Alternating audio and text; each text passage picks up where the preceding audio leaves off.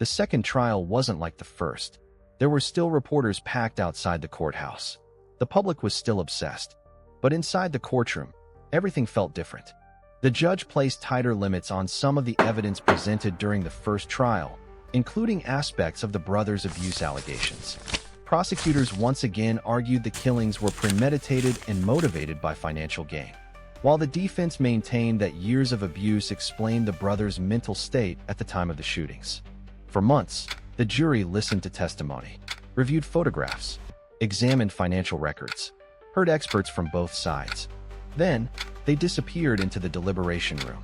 And now, everything came down to 12 ordinary people. The wait felt endless. Lyle and Eric sat in the courtroom knowing their future was no longer in their own hands. If the jury believed the prosecution, their lives were effectively over. If the jury accepted the defense's explanation, the outcome could have been very different. Eventually, the jurors returned. The courtroom fell silent.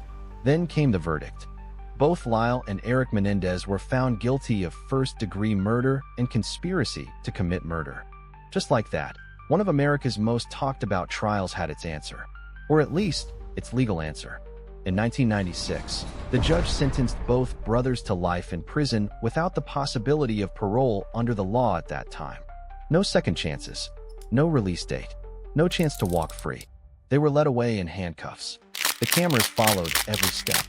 Their mugshots appeared on the front pages of newspapers across the country.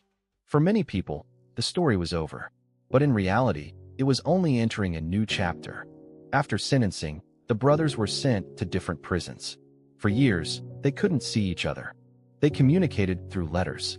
The two brothers who had spent nearly their entire lives together were suddenly separated by the prison system. Eventually, they were transferred to the same correctional facility and were reunited after many years apart. That reunion attracted national attention. Even after decades behind bars, public fascination with the case hadn't faded. And here's what's interesting. Most murder cases slowly disappear from the headlines. This one never really did. Books were written, television specials aired, podcasts revisited every detail. New generations discovered the story through documentaries and dramatizations. Each new production reignited the same argument. Were Lyle and Eric ruthless killers motivated by money? Or were they victims of long-term abuse whose actions, while criminal, could only be understood in the context of their upbringing? There has never been universal agreement. Over time, society's understanding of trauma and sexual abuse evolved. As those conversations changed, many people looked back at the Menendez case with fresh eyes. Some legal experts argued that evidence and perspectives on abuse that receive greater recognition today might have been viewed differently in the early 1990s. Others maintained that, regardless of any abuse allegations, the brothers deliberately planned and carried out the killings of their parents, making the convictions appropriate. The debate continued in court filings, documentaries, and public discussion.